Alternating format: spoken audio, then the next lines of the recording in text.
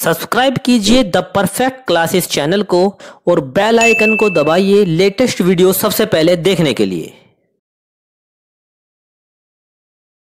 Hello student, the perfect classes में आप सभी का स्वागत है। शिक्षा निदेशालय राष्ट्रीय राजधानी क्षेत्र दिल्ली की वर्कशीट नंबर 11 डिस्कस करेंगे। क्लास 7 की वर्कशीट है, विषय है सामाजिक विज्ञान। 2 नवंबर 2020 की वर्कशीट है। विद्यार्थी अपना नाम लिख लेंगे, कक्षा अध्यापक का नाम लिख लेंगे।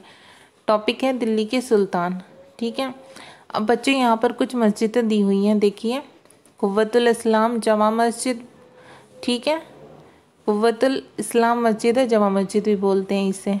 एक बेगमपुरी मस्जिद की पिक है, एक मोठ मस्जिद की पिक है और ये जमाली कमाली मस्जिद की पिक है। तो इन चारों के बारे में क्या करना है हमें? उपरोक्त चित्र में दी गई मस्जिदों के निर्माण काल एवं उससे जुड़ी अन्य जानकारी अपनी पाठ्यपुस्तक की सहायता से एकत्रित कीजिए। तो हम लिख देते हैं इनके बारे में, आप लिख लेना। देखिए, सबसे पहले हम लिख देते हैं जमाली कमाली मस्जिद के बारे में, आप सीरियल वाइज लिख लेना।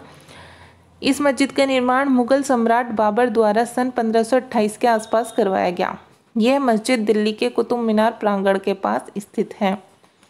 कुव्वतुल इस्लाम के बारे में लिखेंगे। दिल्ली की प्रसिद्ध कुतुब मीनार के पास स्थित इस मस्जिद का निर्माण गुलाम वंश के प्रथम शासक कुतुबुद्दीन ऐबक ने 1192 में शुरू करवाया था। इस मस्जिद को बनने में 4 वर्ष का समय लगा। अब तीसरी मस्जिद देख लेते हैं, बेगमपुरी मस्जिद। ठीक है, बेगमपुरी मस्जिद दिल्ली के जहांपना नगर में स्थित है। इसका निर्माण मोहम्मद बिन तुगलक के काल में हुआ था। मोहम्मद तुगलक ने लगभग 1350 ईस्वी में इसका निर्माण करवाया था या कराया था, ये भी लिख सकते हैं। ठीक है, 4 है मोठ की मस्जिद या मस्जिद मोठ भी बोलते हैं इसे, जिसका वस्तुतः अर्थ दाल मस्जिद है। ठीक है बच्चों, इसे 1505 में वजीर मियाँ भोइया ने बनवाया था, जो सुल्तान सिकंदर लोदी के शासनकाल में प्रधानमंत्री थे। क्या नाम था उनका? मियाँ भोइया।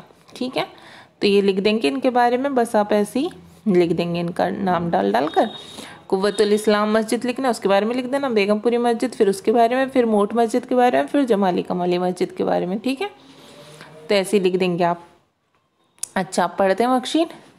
दिल्ली के आरंभिक सुल्तान विशेषकर इल्तुतमिश सामंतों और जमींदारों के स्थान पर अपने विशेष गुलामों को सूबेदार नियुक्त करना अधिक पसंद करते थे। इन गुलामों को फारसी में बंदगा कहा जाता था तथा इन्हें सैनिक सेवा के लिए खरीदा जाता था।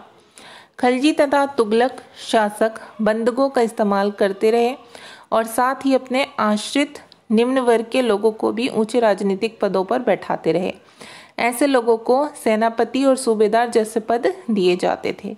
गुलाम और आश्रित अपने मालिकों और संरक्षकों के प्रति वफादार रहते थे, मगर उनके उत्तराधिकारियों के प्रति नहीं। नए सुल्तानों के अपने नौकर होते थे। फलस्वरूप किसी नए शासकों के सिंहासन पर बैठते ही प्राय नए एवं पुराने सरदारों में टकराहट शुरू हो जाती थी। सुल्तानों की तरह खलजी और तुगलक शासकों ने भी सेनानायकों को भिन्न भिन्न आकार के इलाकों के सूबेदार के रूप में नियुक्त किया।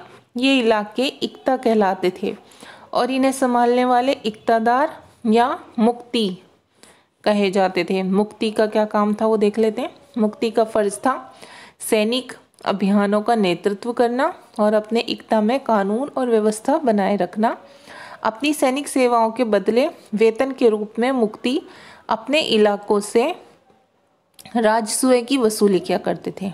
मतलब उनकी जो सैलरी होती थी वो यही होती थी कि उन्हें सबसे कर वसूली करनी है, राजस्व की वसूली करनी है। राजस्व के रूप में मिली रकम से ही वे अपने सैनिकों को भी तनख्वाह देते थे, सैलरी देते थे।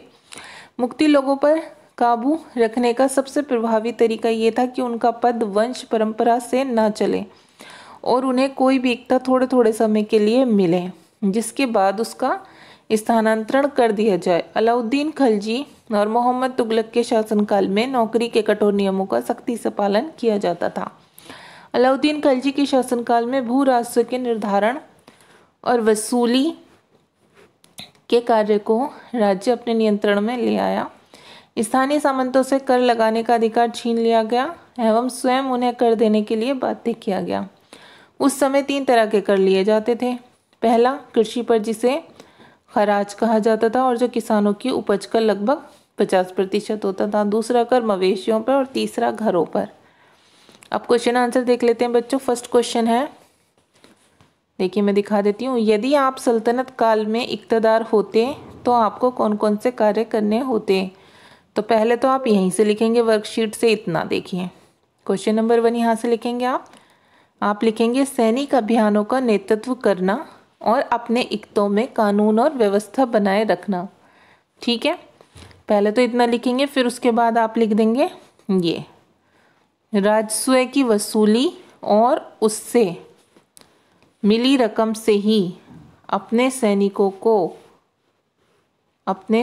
को फिर क्या लिखेंगे आप, तनख्वाह देना। ठीक है, ये इतना आंसर लिख देंगे आप क्वेश्चन नंबर 1 में। अब क्वेश्चन नंबर 2 में क्या लिखना है आपको, अलाउद्दीन खलजी के शासनकाल में कर प्रणाली की विशेषताओं का वर्णन कीजिए। ये भी वर्कशीट में ही है, ये भी आप यहाँ से लिखेंगे। देखिए अलाउद्दीन खलजी, यहाँ से लिखेंगे आप आंसर 2, ये आंसर 2 है। देखिए आप यहाँ से लिखेंगे अलाउद्दीन खलजी के शासनकाल में भू राजस्व के निर्धारण और वसूली के कार्य को राज्य अपने नियंत्रण में ले आया। स्थानीय सामंतों से कर लगाने का अधिकार छीन लिया गया एवं उन्हें कर देने के लिए बाध्य किया गया। यहाँ तक लिख देंगे, इतना ही बहुत है। कर नहीं पूछेंगे किस तरीके के कर लिए जाते थे, किस पर लगते थे, तो बस आप इतना ही लिख देंगे आंसर 2। ठीक है, आपकी वर्कशीट सॉल्व हो गई स्टूडेंट्स। अगर आपको मेरी वीडियो पसंद आई है तो प्लीज़ मेरी वीडियो को लाइक कीजिए, शेयर कीजिए, हमारे चैनल को सब्सक्राइब कीजिए। Thanks for watching.